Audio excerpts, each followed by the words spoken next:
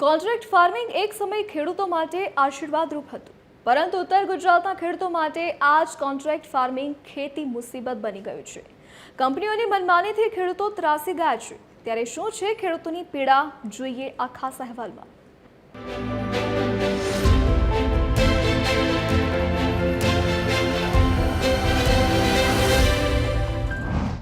આ છે contract farming કરતા ઉત્તર ગુજરાતના ખેડૂતો, જે કોન્ટ્રાક્ટ ફાર્મિંગ થકી સારી કમાણીની આશા રાખી રહ્યા છે। જો કે હવે તેઓ કંપનીઓની મનમાનીનો ભોગ બની રહ્યા છે। બટાકાની કોન્ટ્રાક્ટ ફાર્મિંગ કરાવતી કંપનીઓ ખેડૂતોને બિયારણ પૂરું પાડે છે અને પાક તૈયાર થયા બાદ ખરીદી કરે છે। જો કે કંપનીઓના મનસ્વી વર્તનથી ખેડૂતોને આખરે નુકસાન જ થઈ રહ્યું છે। સાથે ઉત્તર ગુજરાતના ખેડૂતોએ સભા યોજી સંગઠન થકી આવનાર સમયમાં ખેડૂતોના હિતમાં ખાનગી કંપનીઓ સામે લડી લેવાના મૂડમાં છે। કોન્ટ્રાક્ટ ફાર્મિંગની અંદર એ કંપનીઓ એમને મનમાની કરતી હતી પહેલી, અને 150 જેવા ભાવ હતા, અને જ્યારે કોર્ટીમાં આવીને સંગઠન થયું એના પછી અત્યારે 170, 270 કે 295 ઉપરના પણ ભાવ ખેડૂતોને મળી રહ્યા છે। ખેડૂતોની આ વેદના સાચી છે। બટાકાની ખેતીમાં પ્રતિ એકર ખર્ચ લગભગ 1 લાખ રૂપિયા જેટલો થતો હોય છે, જેમાં મોંઘા બિયારણ, ખાતર અને ડીઝલ સહિત મજૂરીનો ખર્ચ મુખ્ય છે। યોગ્ય ગુણવત્તાવાળું બિયારણ ન મળવાને કારણે ઉત્પાદન ઓછું થાય છે। સાથે ઉત્પાદન ઓછું થાય તો ખેડૂતોની મહેનત પાણીમાં જાય છે। કંપનીઓ સામે ફરિયાદ કરતા ખેડૂતોની રજૂઆતોને દબાવી દેવામાં આવે છે।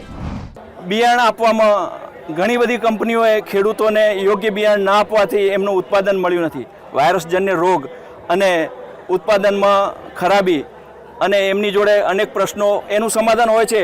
ખેડૂતો પ્રશ્નો લઈને જાય ત્યારે એ લોકો એમ કહે છે કે ટેમ્પરેચરના હિસાબે બિયારણ બગડ્યું છે, આ છે, પણ સરવાળે ખેડૂત જ આનો દોષિત બનતો હોય છે। આ બધા પ્રશ્નોને લઈને હવે ઉત્તર ગુજરાતના ખેડૂતો એક થયા છે। ત્યારે બનાસકાંઠાના વડાલી ખાતે ઉત્તર ગુજરાતના ખેડૂતોનું એક વિશાળ સંમેલન યોજાયું। આ ખેડૂતોએ સર્વસંમતિથી નક્કી કર્યું છે કે તેઓ હવે કંપનીઓની મનમાની સામે સરકારમાં સામૂહિક રજૂઆત કરશે। અને એ સરકારમાં કંપનીઓમાંથી રજૂઆત કરીને કંપનીઓ જો આપણે ગેરમાર્ગે દોરીને જો સફળતા નહીં મળે બેઠકમાં, તો સરકારને આપણે એવામાં ઇન્વોલ્વ કરીને સરકારને આવેદનપત્ર આપીને ભાવ મેળવવા માટે આપણે ચોક્કસ સંગઠન બનાવ્યું। કોન્ટ્રાક્ટ ફાર્મિંગનો હેતુ ખેડૂતો અને ઉદ્યોગ બંનેને લાભ કરાવવાનો છે। જો કે આવી અનિયમિતતાઓ થાય ત્યારે ખેડૂતોનો વિશ્વાસ તૂટી જાય છે। હવે જોવાનું એ રહેશે કે ઉત્તર ગુજરાતના ખેડૂતોની આ લડત કેટલી અસરકારક રહેશે અને સરકાર આ બાબતે શું પગલાં લેશે, કે પછી આ જ પ્રમાણે ખેડૂતોનું શોષણ થતું રહેશે। નીતિન પટેલનો રિપોર્ટ, TV13 ગુજરાતી, સાબરકાંઠા।